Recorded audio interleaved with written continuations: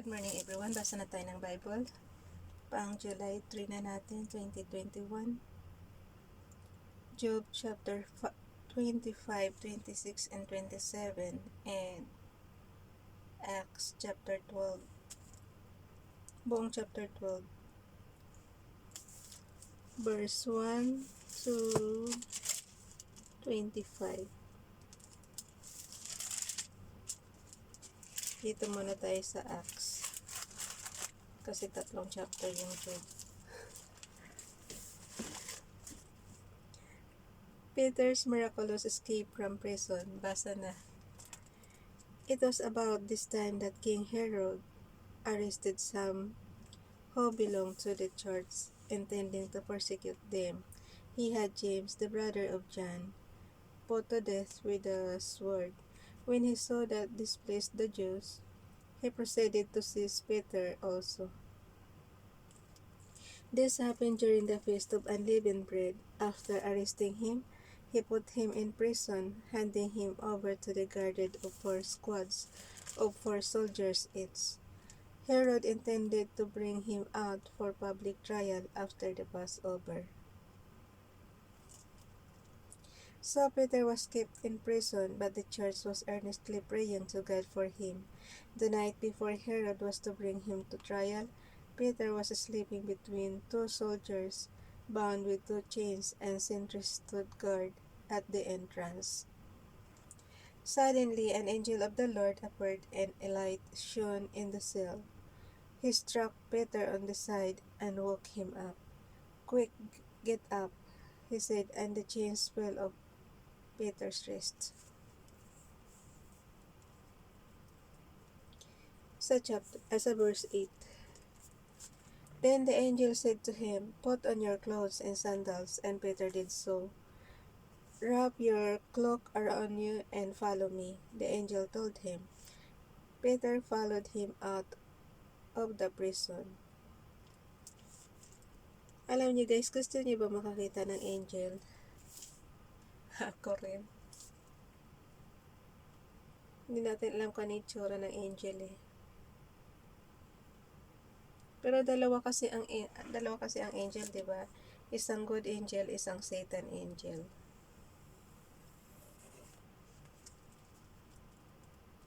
Siyempre gusto ko yung good. Then the angel said to him, no.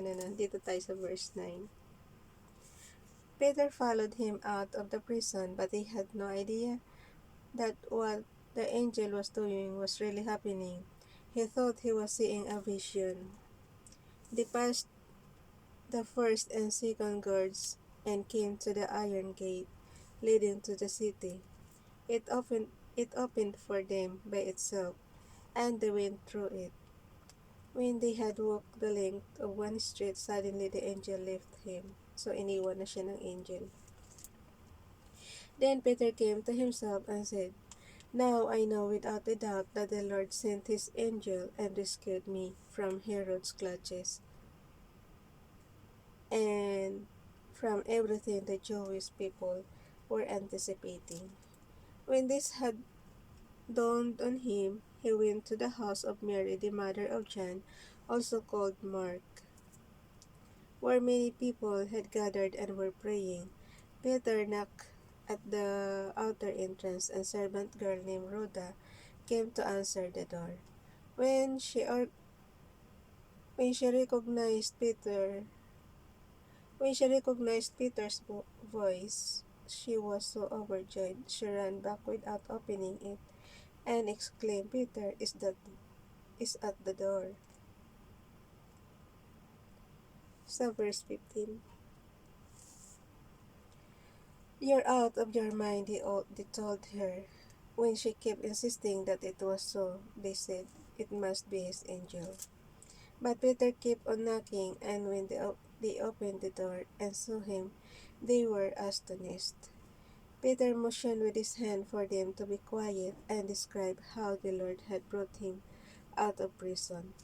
"Tell James and the brothers about this," he said, and then he left for another place. In the morning there was no small commotion among the soldiers as to what had become of Peter.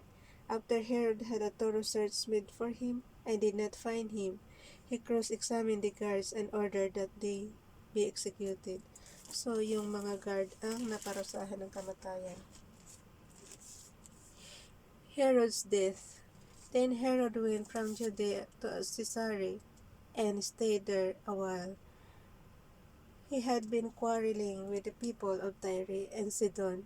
They now joined together and sought an audience with him.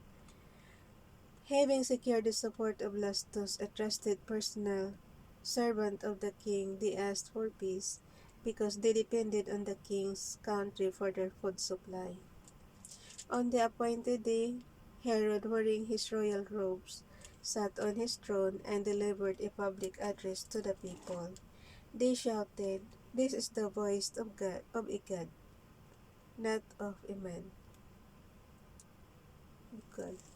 God yung parang Diyosa naman, gano'n. Hindi yung Panginoon na.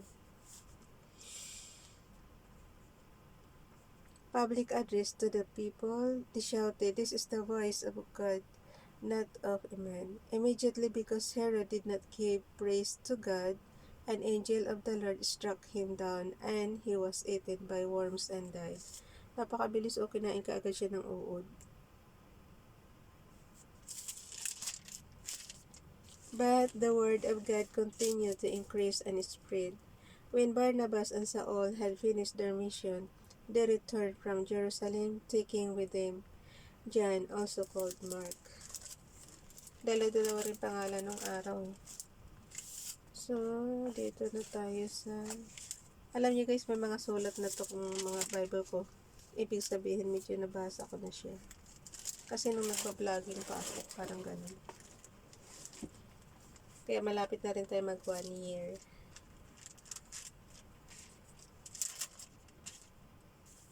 October tayo mag 1 year.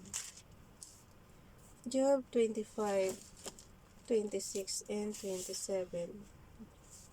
Chapter 25, 26, and 27. July 3, 2021.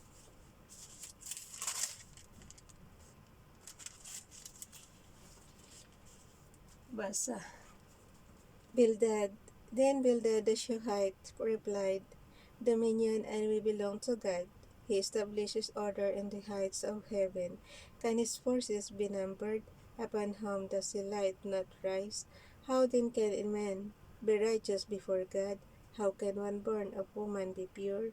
If even the moon is not bright, and the stars are not pure in his eyes, how much less man who is but a maggot, a son of man who is only a worm."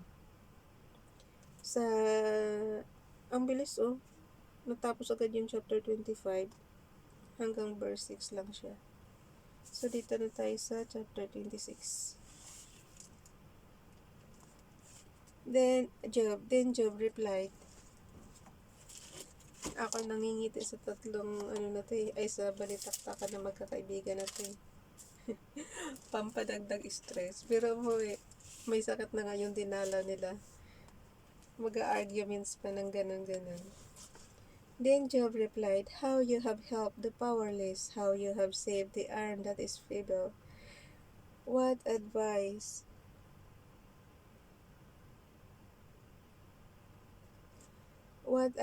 matinitingnan kasi ako.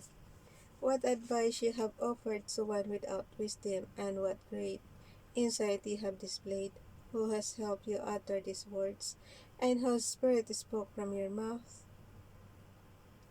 The dead are in deep anguish, those beneath the waters and all that live in them.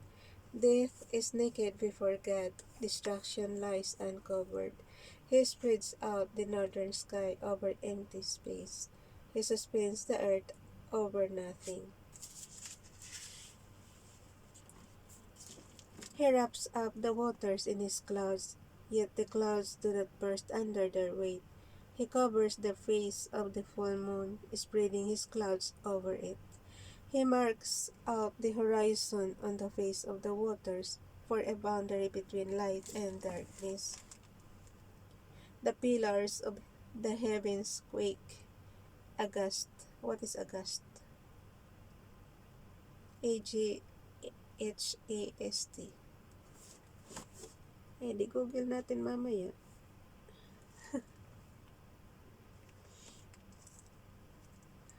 Paki-Google po. The pillars, ulitin natin. The pillars of the heavens quake. Aghast at his rebuke. At his rebuke.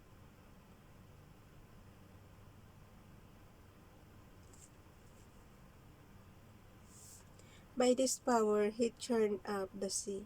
By his wisdom he cut Rahab to pieces.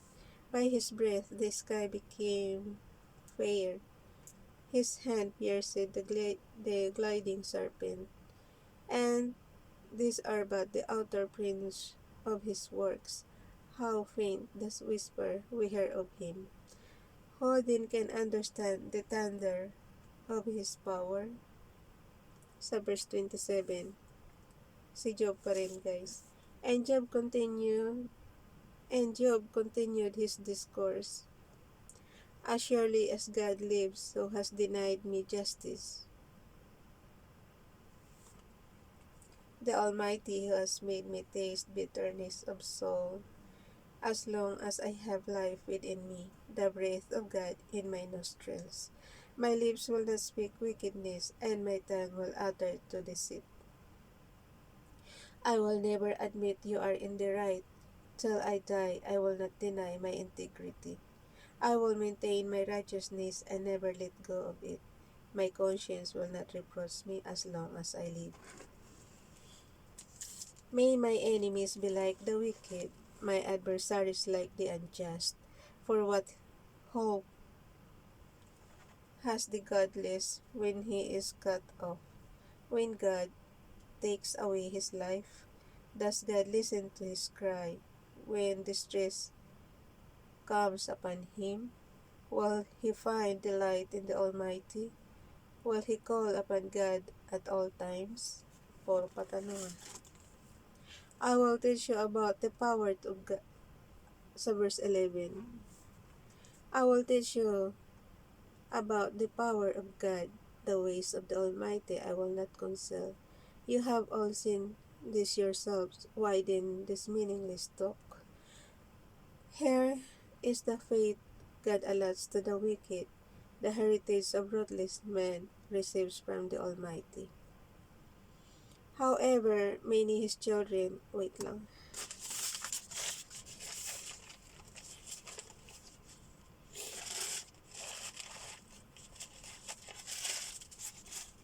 excuse me, inom muna tayo.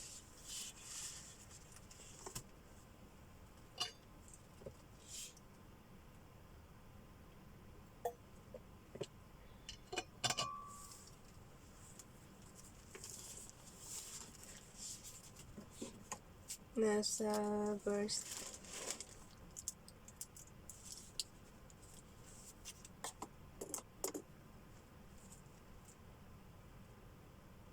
ulitin na lang natin guys yung verse 11 ng chapter 27 Job. I will teach you about the power of God, the ways of the Almighty I will not conceal. Kasi nakaligtaan na naman. You have all seen this yourselves when then this meaningless talk. Here is the fate God allots to the wicked, the heritage a ruthless man receives from the Almighty. However, many his children their fate is the sword. His offspring will never have enough to eat. The plague will bury those who survive him, and their widows will not weep for them.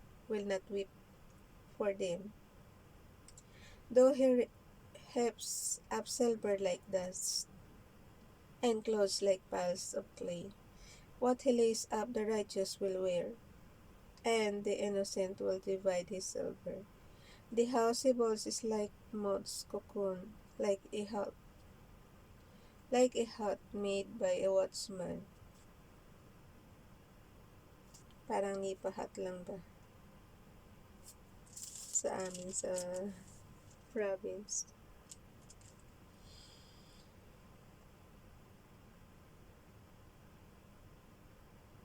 He lies down wealthy but will do so no more. When he opens his eyes, all is gone. Terrors overtake him like a flood. A tempest snatches him away in the night. The east wind carries him off, and he is gone. It sweeps him out of his place. It hurls itself against him without mercy. As he flees headlong from its power, it claps its hand in derision, and hisses him out of his place. So hanggang dito lang siya. Bye everyone, God bless.